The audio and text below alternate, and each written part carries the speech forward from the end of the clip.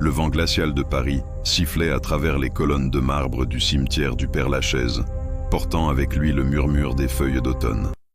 Devant une tombe fraîchement creusée, un homme à la silhouette imposante était agenouillé, les épaules secouées par des sanglots silencieux. C'était Alexandre Beaumont, le magnate de l'immobilier, dont l'empire s'étendait de la Défense au gratte-ciel de New York. Mais en ce jour funeste, toute sa fortune ne pouvait racheter la vie de la femme qu'il aimait, Éléonore, disparue. En mer lors d'un tragique accident de yacht il y a 6 mois. Son cœur était un désert de douleur, un gouffre insondable. Alors qu'il posait une rose blanche sur la pierre tombale, une petite main effleura son costume de soie. Il leva les yeux, irrité par cette intrusion. Une fillette d'une dizaine d'années, aux vêtements usés et aux yeux d'un bleu d'azur, se tenait devant lui. « Votre femme est vivante », chuchota-t-elle, sa voix à peine audible, mais capable de transpercer son âme comme un éclair. Le monde d'Alexandre, déjà brisé, venait de basculer à nouveau. Le souffle coupé, Alexandre dévisagea la fillette, son cerveau tentant de traiter ces mots impossibles. « Qu'avez-vous dit » demanda-t-il, sa voix rauque. La petite, qui s'appelait Lily, ne montrait aucun signe de peur face à l'homme le plus puissant de France. Ses yeux bleus, d'une clarté déconcertante, le fixaient avec une conviction inébranlable. « Votre femme n'est pas morte, monsieur. Je l'ai vue. » Chaque mot de Lily résonnait dans le cœur d'Alexandre comme une dissonance brutale. Éléonore avait été déclarée morte, son yacht retrouvé en morceaux au large des côtes corses. Les recherches avaient été intenses, mais sans succès. La police, les gardes-côtes, tous avaient conclu à l'inévitable. Pourtant cet enfant, cette apparition inattendue au milieu de son deuil, affirmait le contraire. Alexandre, habitué à la logique et aux faits, rejeta d'abord l'idée. C'était absurde. Une enfant des rues, cherchant probablement à attirer l'attention ou de l'argent. Mais l'intensité du regard de Lily, son assurance, et surtout, ce minuscule filet d'espoir qu'elle avait allumé dans les cendres de son cœur, l'empêchèrent de la repousser complètement. « Qui êtes-vous ? Et comment osez-vous dire une chose pareille ?» Il se força à garder un ton ferme, mais une pointe d'angoisse perçait. Lily recula d'un pas, ses petits doigts serrant un ours en peluche élimé. « Je m'appelle Lily. J'ai vu Madame Beaumont sur une île, loin d'ici. Elle a un bracelet comme le vôtre. » Elle montra son propre poignet où, à la place d'un bracelet, il n'y avait qu'une cicatrice. Mais la mention du bracelet frappa Alexandre en plein cœur. C'était un cadeau, un symbole de leur amour, gravé de leurs initiales entrelacées, qu'Éléonore portait toujours. Personne ne pouvait connaître ce détail, à part quelques intimes, et certainement pas une enfant qu'il n'avait jamais vue. L'incrédulité laissa place à une vague d'émotions contradictoires, fureur, folie, mais surtout une étincelle, minuscule et fragile, d'une possibilité qu'il n'avait jamais osé envisager. Sur quelle île ? Quand ? Sa voix tremblait à présent. Lily expliqua qu'elle avait voyagé avec ses parents adoptifs, des gens pas gentils, qui l'avaient emmenée loin sur un bateau. Elle s'était enfuie d'eux et c'est là, sur une île lointaine, qu'elle avait vu une femme qui ressemblait à la photo d'Éléonore qu'elle avait vue dans un journal. Elle avait les cheveux longs et blonds, une robe légère, et surtout, le même regard triste qu'Alexandre avait vu tant de fois chez sa femme. Le récit de Lily était décousu, empreint de l'imagination d'une enfant, mais parsemé de détails, troublants qui résonnaient avec la réalité. Elle décrivit une petite crique isolée, des falaises abruptes, et même un petit tatouage de papillon que Éléonore avait sur la cheville, un détail intime qu'il avait toujours adoré. Les doutes d'Alexandre commençaient à s'effriter, remplacés par une urgence grandissante. Il n'avait rien à perdre, sinon de se raccrocher à cet infime espoir, même s'il semblait insensé. Il se leva, ignorant la boue sur ses genoux, et regarda intensément la fillette. « Lily, si ce que vous dites est vrai, si vous m'aidez à la retrouver, je ferai tout ce que vous voudrez. » Lily secoua la tête. « Je ne veux rien, monsieur. Je veux juste qu'elle soit heureuse. Elle avait l'air si seule. » Sa compassion était désarmante. Alexandre sentit un nouveau feu brûler en lui, chassant le froid du deuil. Cet enfant, cette petite âme blessée, venait de lui offrir la plus précieuse des richesses, la chance de retrouver son amour perdu. Il prit la main de Lily. « Alors, aidez-moi. Dites-moi tout ce dont vous vous souvenez. Nous allons la chercher. » Et ainsi commença le voyage improbable d'un milliardaire en deuil et d'une enfant des rues, unis par un fil d'espoir ténu, au-delà des limites de la raison et du désespoir. Le lendemain matin, le jet privé d'Alexandre s'apprêtait à décoller de l'aéroport du Bourget. À bord, Lily était émerveillée par le luxe qui l'entourait. Mais ses yeux ne quittaient pas Alexandre. Elle savait qu'elle détenait la clé de son bonheur. Alexandre, quant à lui, avait mobilisé toutes ses ressources.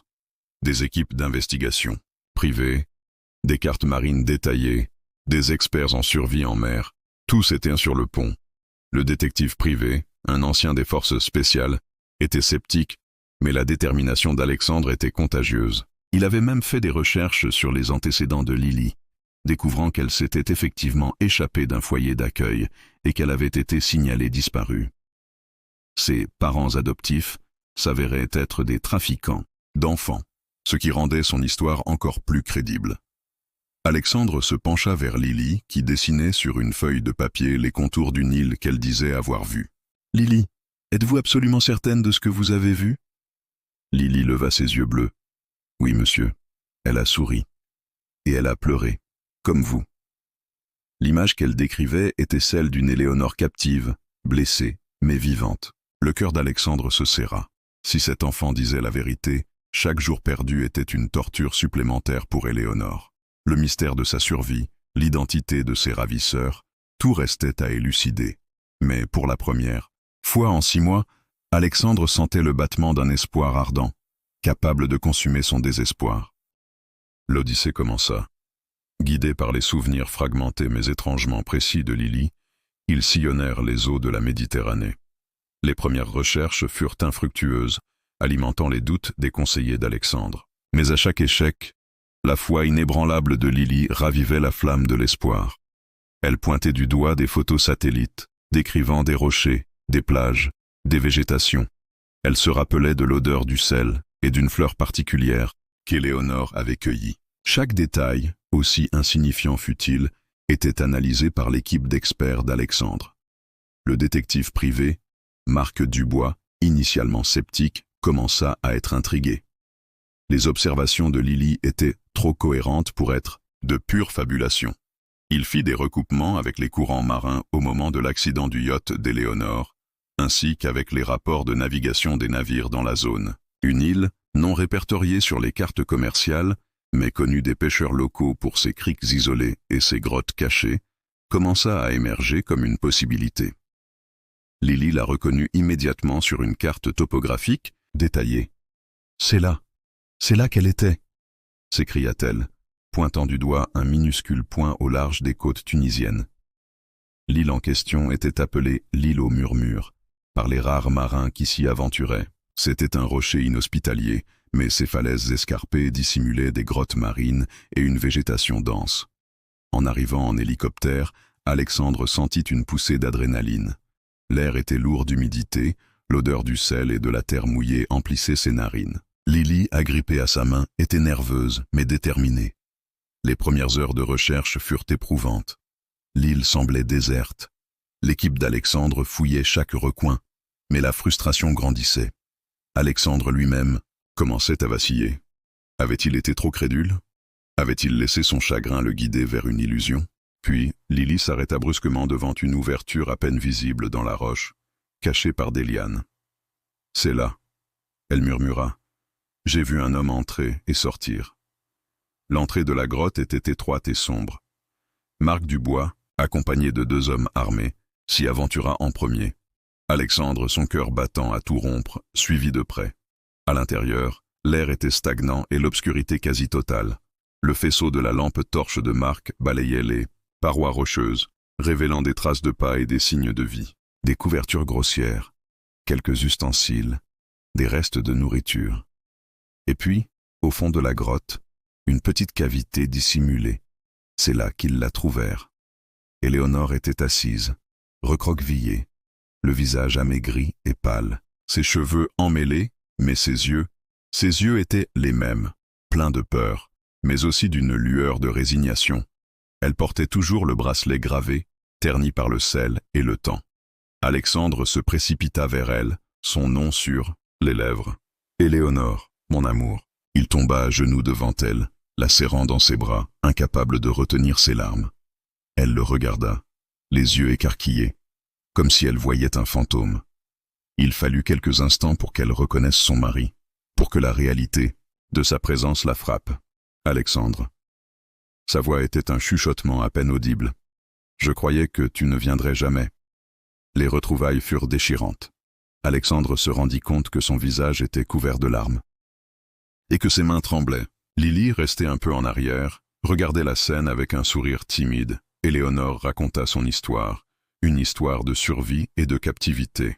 Après l'accident de son yacht, elle avait dérivé en mer pendant des jours, grièvement blessée. Elle avait échoué sur cette île et avait été trouvée par des pêcheurs locaux qui s'avérèrent être des membres d'un petit réseau de trafiquants, profitant de l'isolement de l'île pour leurs activités illégales. Ils l'avaient gardée captive, espérant obtenir une rançon du riche homme d'affaires qu'était son mari, mais craignant d'attirer l'attention des autorités. Ils l'avaient alimentée juste assez pour la maintenir en vie, mais la menaçaient constamment. Son monde était devenu cette grotte sombre, sa seule consolation étant le souvenir d'Alexandre et le bracelet qui les liait. Elle avait vu Lily une fois, un jour où elle était sortie brièvement de sa grotte pour chercher de l'eau. La fillette, qui avait dû s'échapper de ses propres ravisseurs et errer sur l'île, l'avait aperçue, mais n'avait pas eu le temps de lui parler avant qu'elle ne soit ramenée par ses geôliers. Le témoignage de Lily était donc juste, corroborant l'incroyable vérité. Les parents adoptifs de Lily étaient en fait connectés aux trafiquants qui retenaient Éléonore, ce qui expliquait la présence de la fillette sur l'île. Marc Dubois et son équipe interpellèrent les ravisseurs d'Éléonore, qui étaient cachés dans une autre partie de l'île. La justice allait suivre son cours. Mais pour Alexandre, la seule chose qui importait était qu'Éléonore était vivante, à ses côtés. Il lui présenta Lily, expliquant que c'était cette enfant courageuse qui l'avait ramenée à lui. Éléonore, les larmes aux yeux, prit la petite fille dans ses bras. « Merci Lily, tu m'as sauvé la vie. » Les deux femmes, l'une milliardaire, l'autre enfant des rues, étaient liées par un destin commun, un fil invisible de courage et de compassion. Sur le chemin du retour, dans le confort du jet privé, Éléonore se blottissait contre Alexandre, encore sous le choc, mais enfin en sécurité. Les marques de la captivité étaient visibles sur son corps et son esprit, mais la lueur de l'amour dans ses yeux brillait plus fort que jamais. Alexandre réalisa à quel point il avait été près de perdre tout ce qui comptait pour lui. Et à quel point la vie était précieuse, même dans ses moments les plus sombres. Il regarda Lily, endormie dans un siège douillet, son ours en peluche serré contre elle. Cet enfant, avec son intuition et sa pureté, avait accompli l'impossible. Elle avait ramené le soleil dans sa vie. Le retour à Paris fut marqué par une discrétion absolue, Alexandre souhaitant protéger Éléonore de l'attention médiatique. Les retrouvailles avec la famille et les amis furent émouvantes, chargées de larmes et d'incrédulité. Éléonore entama un long processus de guérison physique et psychologique. Alexandre, à ses côtés, se montra un pilier inébranlable. Il avait réalisé la futilité de la richesse sans la présence de ceux qui l'aimaient. Son empire pouvait attendre. Pendant ce temps, Lily fut placée sous la protection d'Alexandre. Il découvrit qu'elle n'avait pas de famille proche et avait été ballottée de foyer en famille d'accueil, subissant des négligences et des abus. Les trafiquants qui l'avaient enlevée avaient été arrêtés et leur réseau démantelé grâce aux informations fournies par Alexandre et son équipe. Lily, enfin en sécurité, commença à s'épanouir. Alexandre et Éléonore, reconnaissant pour toujours, décidèrent de l'adopter. Lily, la fillette pauvre et orpheline, allait devenir la fille d'un des couples les plus influents de France. Les premiers jours furent un mélange de nouveautés et d'adaptation. Lily, habituée à la rudesse de la vie dans la rue, devait s'habituer au confort et à la sollicitude. Éléonore, encore fragile, trouvait en Lily une source de joie et de distraction, un rayon de soleil après l'obscurité. Elle partageait des moments de tendresse, des confidences silencieuses, des dessins et des histoires. Le lien entre elles était profond, forgé dans la souffrance et le salut mutuel. Alexandre, observant Éléonore et Lily ensemble, se sentait renaître. Sa femme retrouvait peu à peu sa force et sa joie de vivre, et Lily s'ouvrait, révélant une intelligence vive et un cœur généreux. Il réalisa que sa vie, aussi grandiose fût-elle, avait toujours eu une part de vide. Ce vide était maintenant comblé par l'amour, la famille et la gratitude. Il créa une fondation à but non lucratif, la Fondation Éléonore et Lily, dédiée à la recherche des enfants disparus et au soutien des victimes de la traite humaine. C'était sa façon de rendre à la vie ce qu'elle lui avait offert et d'honorer le courage de Lily. Les années passèrent. Lily grandit pour devenir une jeune femme brillante et engagée. Elle étudia le droit international, dévouant sa vie à la défense des droits des enfants et à la lutte contre l'exploitation.